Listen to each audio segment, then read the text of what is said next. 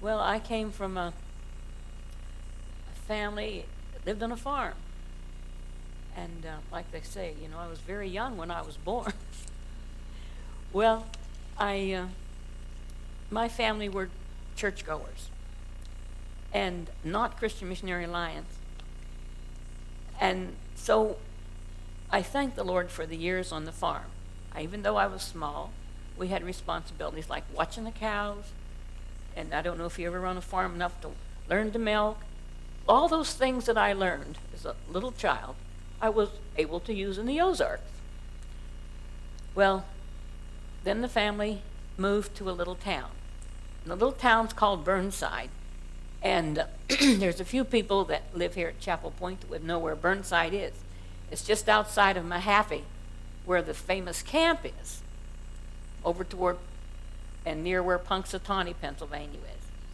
My family went there. Well, we went to this other church with my family went there.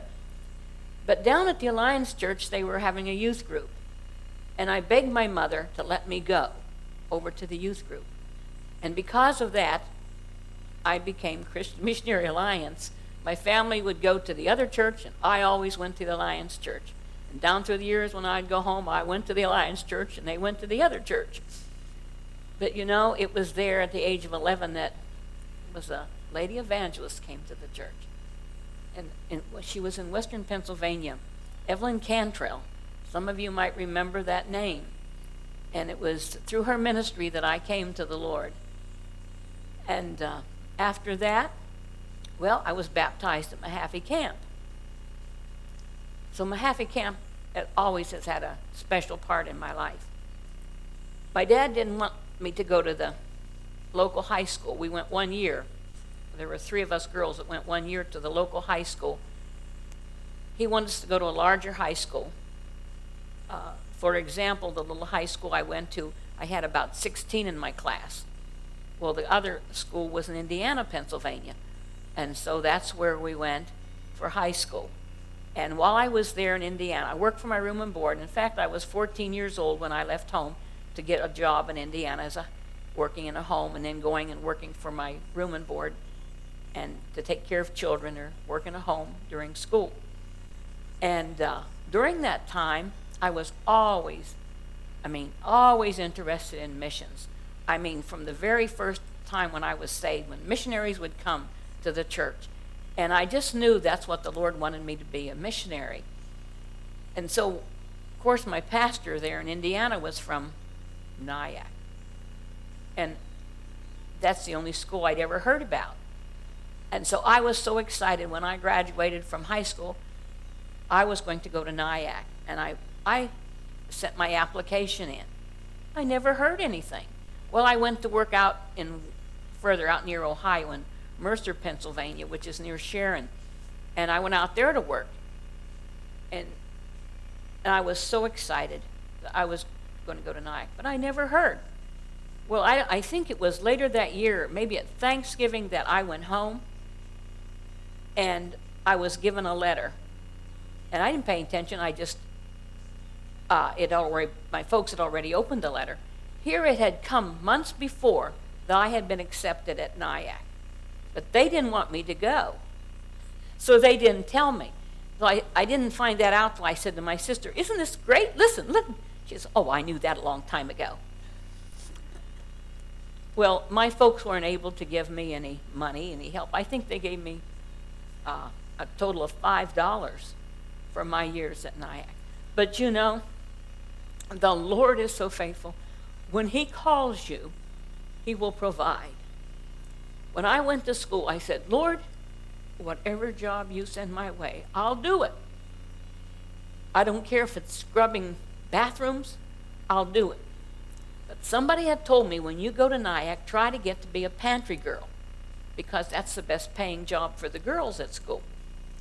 Well, my first year was on the vegetable crew, but then I got to be the pantry girl the other years. And I also worked in homes, and anybody needed somebody to do their job, like the silver and glass girls, I would do their jobs after my job was finished. And I just did all the jobs anybody else needed help with. I worked on the weekends, on Saturdays, for a Jewish family. And sometimes teachers would want some students to babysit. I would babysit, whatever. And you know, God provided every cent that I needed. And when I graduated from NIAC, they owed me money. Not many people end up that way. Today they don't. But it was just the Lord provided. I remember I paid by the month. And one day I thought, I went to the post office. There was no $1 or $2 there, and I still owed money for that month. And I was telling the Lord, well, Lord, you brought me here, and I need this. I go back to my room, and I walked in my room. There on my desk was an envelope, but it was typed. My name was typed, and inside was the exact amount that I needed for the bill that month, finished paying. Boy, you never saw anybody run so fast to the finance office. And one time, I went home for Christmas, and I knew the first of the semester you had a larger bill to pay, and I didn't have any. But you know, you just don't tell people. You just pray.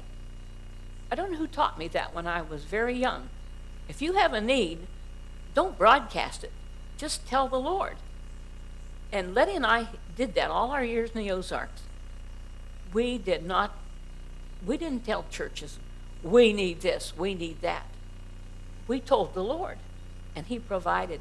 So today we're just going to talk about the first part of our ministry, which is the Ozarks, because we spent most years in the Ozarks. Well, if any of you remember R. Mills Gray, somebody made me remember R. Mills Gray. He and his wife were our district superintendent down in the southwestern district. He came to Nyack to speak in a chapel, and he said, if anyone's interested in the Ozarks, you come and meet me at a certain time. Several of us went, and we were accepted. He said, I'll tell you straight, you have no support. You're on your own, but we will give you $35 to get there. Well, the district, when we applied to that district, several of us, we were accepted. And another girl and I were so excited because we wanted to be together.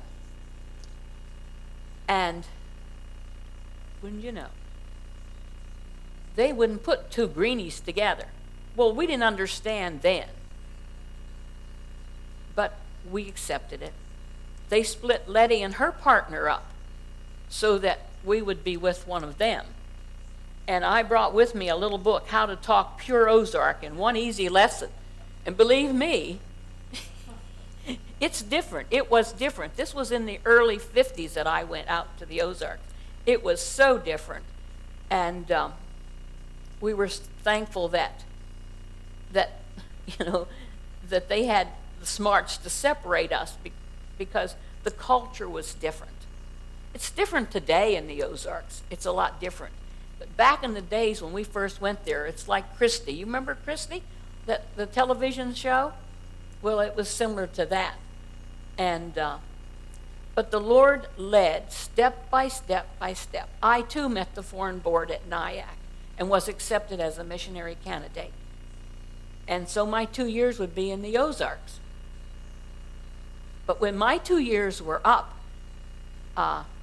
they had everybody in our southwestern district meet at the Arlington, where the district office was, Arlington, Texas. So I went down there to meet them. And by that time, God just showed me that I was where He wanted me to be. I was in the Ozarks. And that's what I told the board when we talked that day and when they asked me all kinds of questions. And I never doubted after that. And so when things were hard, we'd say, well, Lord, you brought us here. You'll have to take care of us. And praise the Lord, He did.